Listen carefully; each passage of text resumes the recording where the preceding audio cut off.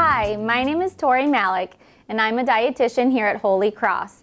Today we're going to talk about the importance of fiber in our diet, and I'm going to show you how to make a recipe for healthy oatmeal bars. So to make the healthy oatmeal bars, you want to start with 3 bananas. I like to use about medium to large size. You want to end up with 1 1/4 cup of mashed bananas. So these healthy oatmeal bars are amazing because you can have them for breakfast, you can have them for a snack, you can really have them any time of day, and they're really high in fiber. So people probably are wondering, why do I always hear about fiber? What is so important about it? Well, fiber is important for so many reasons. It can help prevent chronic diseases like high blood pressure, cardiovascular disease, and diabetes. I peeled all the bananas, and all you have to do is mash them down with a fork. The interesting fact about fiber is 95% of people in the United States do not meet their daily fiber requirements. So the daily fiber requirements for men is 38 grams a day, and for women is 25 grams a day. After the age of 50, the fiber requirement does drop a little bit, and women are expected to get 21 grams and men should get 30. So I'm going to keep mashing the banana until you get out most of the lumps. It does not need to be perfect, just till you get mostly a smooth product. When you're done mashing your banana, it should look like this. So the next part for the recipe is just to add all of the separate ingredients into one bowl and stir it up. So our next ingredient is 2 cups of oats. Oatmeal and oats are a really great source of fiber as well. The 2 main sources of fiber are soluble and insoluble. So both banana and oats are actually soluble fiber. What soluble fiber does in your body is it actually binds with water to create a gel. The benefits of soluble fiber is it can actually help reduce cholesterol in your blood. So as you see here, I'm just kind of stirring the oats in a little bit. And then I'm going to add 6 tablespoons, which is already measured, of water. So the other type of fiber, we already spoke about soluble, the other type is insoluble.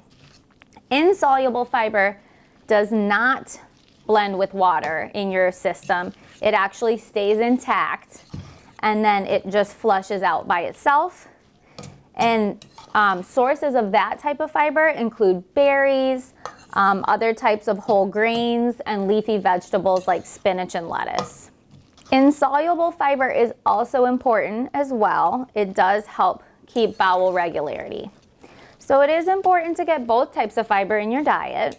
And again, a lot of us, most of us, don't meet our daily fiber requirements because, you know, we eat on the run, we have a lot of processed foods in our diet, and this recipe is really great because it's really simple and it is really easy and fast, and it can help us get a lot of fiber back into our diet any time of day. So far we've mixed the bananas, the oats, and the water. Next, I have 2 ingredients in one container. You can separate them, but I thought it was just kind of easy because I have the maple syrup on the bottom, which is 3 tablespoons, and I have peanut butter on the top, also 3 tablespoons. Now, if you don't want to do maple syrup, you're welcome to do either agave nectar or honey, or if you're watching for your sugar content, you can do the stevia equivalent. And if you have maybe a nut allergy of some sort, you can do like a seed butter. Or if you're watching out for your calorie intake, the recipe does state you can just do 3 additional tablespoons of water instead of this nut butter. But the reason why I like the nut butter is it has a ton of healthy fats as well as insoluble fiber. So now you're getting the soluble fiber from the banana and the oats, and some insoluble fiber from the peanut butter. So that goes into the bowl, 3 tablespoons of each.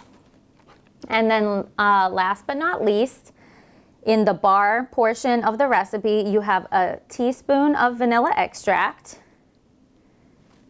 and a half teaspoon of salt. And then again, you just want to stir everything together until all the ingredients incorporate and become an even batter. Now that our batter is all mixed together, you just want to take a small baking dish. You can do like an 8x8 or whatever you have that works, and you just either want to grease it or line it with parchment paper. And I have some avocado oil, so I'm going to spray that in my pan. This way the bars do not stick after you bake them. So you just want to take a spatula and put all of your batter into the greased dish. And this is the fun part, is putting the toppings on. And you can really choose whatever toppings you like.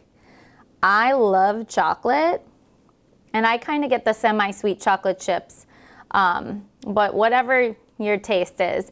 But you can also put other items on top of the bars that will help boost the fiber content of the bars, such as raisins, craisins.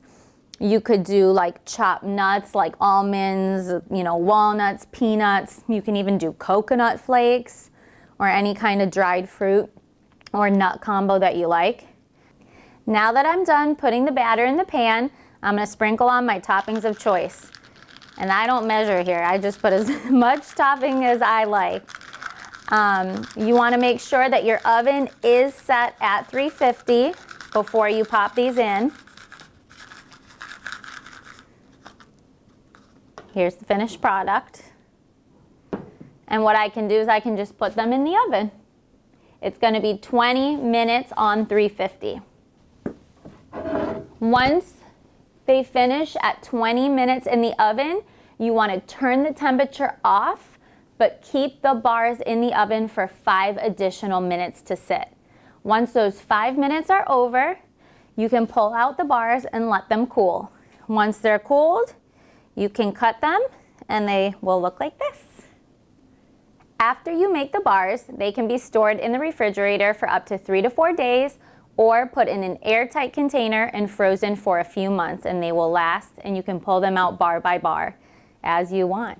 So that concludes our recipe for today, as well as our discussion on fiber. If you have any questions, please, you can always make an appointment with one of our dietitians at our outpatient center at Holy Cross.